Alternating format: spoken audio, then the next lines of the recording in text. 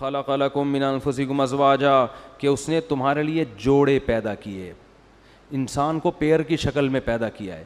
اگر یہ کائنات خود بنی ہوتی, مٹی سے پتلے آٹومیٹیکلی بن رہے ہوتے تو ایک ہی جنس بنتی نا, ایک ہی جنس بنتی نا بھائی. یہ نر مادہ کیوں بن رہے ہیں الگ الگ؟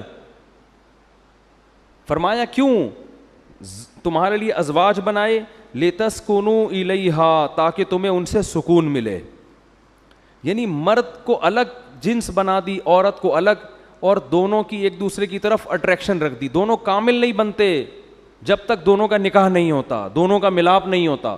تو فرمایا کہ یہ بھی اس کی علامت ہے کہ تمہیں مرد بنا کے تمہارے اندر ڈیزائرز رکھیں, تو ان ڈیزائرز کو پورا کرنے کے لیے عورت کو پیدا کیا, اور عورت کو عورت بنا کے اس میں مرد کی ڈیزائر رکھیں تو اس کے لیے مرد کو پیدا کیا.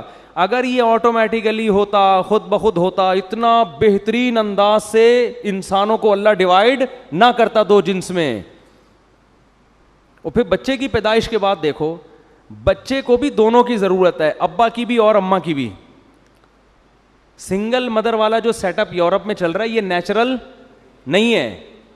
ماں سے الگ قسم کی محبت ملتی ہے اور باپ سے الگ. تو فطرت ایک ہی چیز سے کتنے کام لے رہی ہے, الگ الگ جنس میں بنا کے دونوں کے سکون کا ذریعہ بنایا, اولاد کی پیدائش کا ذریعہ بنایا, پھر بچے کی تربیت کا بھی دونوں کو ذریعہ بنا دیا کہ بچے کو ماں بھی چاہیے اور ایک عدد باپ بھی چاہیے بچے کو.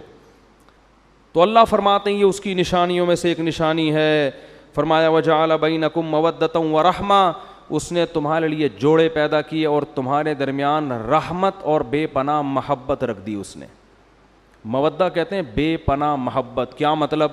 کہ عورت بالکل ایک اجنبی ہوتی ہے جس سے آپ نکاح کرتے ہو, مگر اللہ کہتے ہیں اس اجنبی, تم بھی اس کے لیے اجنبی اور وہ بھی تمہارے لیے اجنبی, لیکن تم دونوں کے درمیان جتنی محبت رکھی اتنی کسی اور میں نہیں رکھی. ایسی محبت ورحمہ, اور صرف محبت نہیں رحمت بھی رکھ دی. رحمت کا کیا مطلب ہے؟ ایک دوسرے پہ رحم بھی آتا ہے دونوں کو. انسان کے بچے ہوں تو بات ہو رہی ہے, اگر کوئی نہ ہو تو پھر الگ. آپ کہہ رہے ہوں گے یار ہمیں تو بالکل نہیں آتا, ہم تو اللہ کے جان چھوڑے. بھئی انسانوں کی بات ہو رہی ہے. بعض لوگوں کو یہ ہوتا ہے کہ یہ کس قسم کی باتیں قرآن کر رہا ہے, یہ تو ہماری فطرت سے بالکل میچ نہیں کرتی ہیں. لیکن انسان ہو نا انسان, تو اسے اپنی زوجہ پہ بھی رحم آتا ہے. اس کی تکلیف میں جتنا کڑتا ہے کسی دوسرے کی تکلیف میں اتنا نہیں کڑتا. کیسے لوگ پھر رہے ہوتے ہیں مارے مارے, بیگم کی طبیعت خراب ہے, دعاؤں کی پرچیاں آ رہی ہوتے ہیں, مفتی صاحب دعا کر دیں, رو رہے ہوتے ہیں آ کے کہ بھائی ٹھیک ہو جائے. یہ ان کی بات جن کے صبح و شام پھڈے ہوتے ہیں, ٹھیک ہے نا, ان کے یہاں یہ ہو رہا ہوتا. پھر شوہر کیسا ہی مکھنچو ہو, کیسا ہی نالائق ہو, ذرا سی تکلیف ہوتی ہے پریشان ہوتا ہے تو تکلیف کس کو ہوتی ہے؟ اس کی زوجہ کو. ایسا اللہ نے دونوں کے درمیان محبت اور تعلق قائم کیا. اور جتنا آپ گاؤں دیہاتوں میں جائیں گے نا یہ محبت آپ کو زیادہ ملے گی, الا یہ کہ کوئی بہت ہی جاہل ہو, مار پیٹ کرنے والے, وہ ایک الگ بات ہے. ہمارے ایک دوست نے بتایا کہ ایک بوڑھا پٹھان تھا بیچارہ, رکشہ چلاتا تھا ادھر کراچی میں, ہاسپٹل میں نا بوڑھا آدمی, اس کا انتقال ہو گیا. کہتے ہیں یار میں نے اس کی بوڑھی بیوی کو دیکھا, اس کو جب اطلاع ملی ہے اتنا روئی اور اپنے میاں کے جوتے اٹھا کے اپنے سر پہ رکھ لیے اس کی عظمت اور محبت میں. کہتے ہیں میں نے کہا یار یہ گنوار عورت اور یہ گنوار مرد بیچارہ مزدور آدمی, ان کے درمیان بڑھاپے میں کتنی محبت ہے. دیکھو بڑھاپے میں کتنی محبت, ایسا رو رہی ہے اور اس کی تعظیم میں, یعنی عزت بھی دے رہی ہے شوہر کی میت کو, کہ اس کے چپل اٹھا کے نا جو یہ والی سائڈ نیچے والی ہوتی ہے یہ اپنے سر کے اوپر رکھی ہوئی اس نے, ایسے ایسے اپنے سر پہ اوپر رکھ کے مسل رہی. کہتا ہے مجھے بڑا رشک آیا. دیکھو بالکل بھی پڑھے لکھے نہیں ہیں, بالکل ایک دیہاتی لوگ ہیں, مزدور پیشہ لوگ ہیں, غربت میں وقت گزارا, مگر آپس میں تعلق کتنا قوی ہے. تو یہ ہوتا ہے. لیکن جب دولت آتی ہے نا, ہوس آتی ہے, تو یہ تعلق کیا ہوتا ہے؟ کمزور. میرے پاس لوگ آتے ہیں بتاتے ہیں کہ میں غریب ہو گیا, جاب چھوٹ گئی, بیگم مارکیٹ سے شارٹ. بہت کیسز آئے ہیں. مجھے کہتے ہیں کوئی وظیفہ بتا دیں کہ واپس آ جائے. میں کہتا ہوں یہ وظیفہ پڑھا کرو, اس پر اللہ کی لعنت, اس پر اللہ کی لعنت, اس پر اللہ کی لعنت, کبھی واپس نہیں لے کر آؤں گا. مجھ سے بڑا بے غیرت کوئی نہیں اگر اس کو واپس لے آیا. یہ 11 دفعہ ناشتے سے پہلے اور 11 دفعہ ڈنر کے بعد.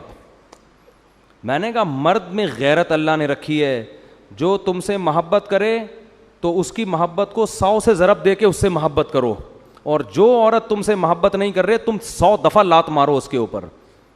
بھائی آزمائش میں تو میاں کا پتہ چلتا ہے, جاب لیس ہو گیا تو اب تو ساتھ دینے کا ٹائم آیا تھا. بیوی میں اور طوائف میں یہ فرق ہے, طوائفہ کو پیسے کھلاؤ تو خوش رہے گی, پیسے نہیں کھلاؤ تو بھاگ جائے گی, جہاں پیسے زیادہ ملیں گے وہاں بھاگے گی, اس کے ریٹ ہوتے ہیں, بیوی کے ریٹ نہیں ہوتے.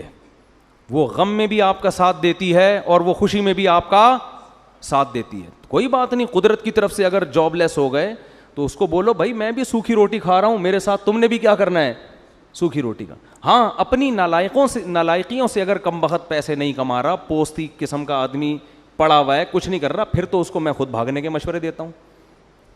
آپ بھی کہیں گے یار پتہ نہیں کس قسم کی باتیں کر رہے ہیں مفتی صاحب. بھائی ایک آدمی کم بخت کماتا ہی نہیں ہے, پڑا رہتا ہے, محنت نہیں کر رہا اور گھر والوں کی فکر نہیں کر رہا, تو وہ کیوں پڑی ہوئی ہے یہاں پہ؟ سوال پیدا ہوتا ہے نا کیوں پڑی ہوئی ہے, تو ہم تو اس کو خود مشورہ دیتے ہیں کہ اس سے طلاق لو اور پتلی گلی سے نکلو یہاں سے.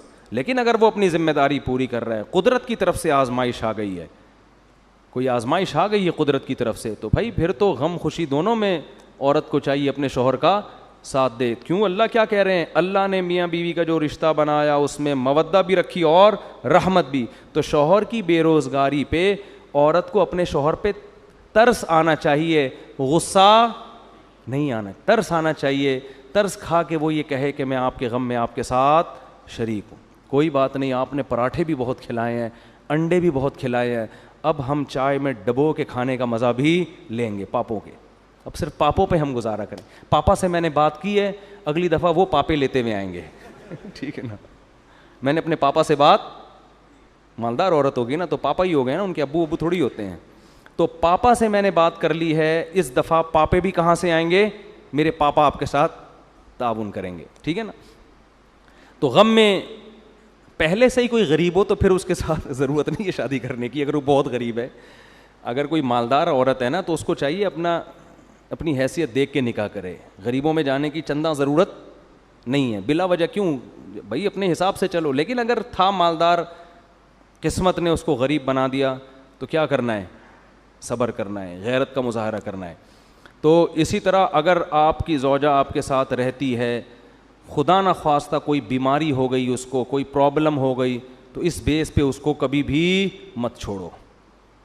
لوگ یہ کام بھی کرتے ہیں, کوئی فالج ہو گیا, کوئی اور مسئلہ ہو گیا, ابے جان چھڑاؤ اس مصیبت سے. او بھائی یہ تو میاں, اس کو اٹ از ناٹ کالڈ میاں, یہ بوائے فرینڈ ہوتا ہے. بوائے فرینڈ کی جب گرل فرینڈ ہوتی ہے, جس دن گرل فرینڈ کو لقوہ ہو جائے وہ گرل فرینڈ رہے گی؟ کیا ہو گیا بھائی, آپ کی کوئی گرل فرینڈ ہے, اللہ نہ کرے, بڑے مرتے ہو آسمان سے تارے, ایک دن اطلاع آئی کہ میرا تھوڑی سی سیٹنگ کیا ہو گئی ہے, آؤٹ ہو گئی ہے. لقوے میں ایسا ہی ہوتا ہے نا, اللہ بچا کے رکھے, تھوڑی سی سیٹنگ کیا ہوتی, آؤٹ. اب آپ 500 کے بیلنس ڈالنے کے لیے بھی تیار نہیں ہوگے. جو محبت کی بیس تھی وہی ختم ہو گئی, حسن و جمال. تو شادی کرتے ہوئے تو سب دیکھو لقوہ نہ ہو, فالج نہ ہو, یہ نہ ہو. جب ہو گئی پھر بھائی لقوہ ہو گیا تو آپ کی قسمت, فالج ہو گیا تو بولو. اگر غیرت کے ساتھ زندگی گزارنا چاہتے ہو, لوگ انگلیاں اٹھائیں کہ یہ بے غیرت آدمی ہے, معذرت کے ساتھ گالیاں والیاں رمضان میں بہت دے رہا ہوں, وہ معین اختر کی وجہ سے دے رہا ہوں میں گالیاں, تو لیکن لوگ کہیں کہ بھائی وفادار آدمی ہے. ٹھیک ہے نا, یہ زیادہ اچھا ہے نا, لوگ کیا کہیں, وفادار آدمی. تو اللہ کیا فرماتے ہیں, جعل بینکم مودۃ ورحمہ, اس نے تمہارے درمیان بے پناہ محبت اور رحمت, ایک دوسرے پہ رحم کا جذبہ رکھ دیا. یہ بھی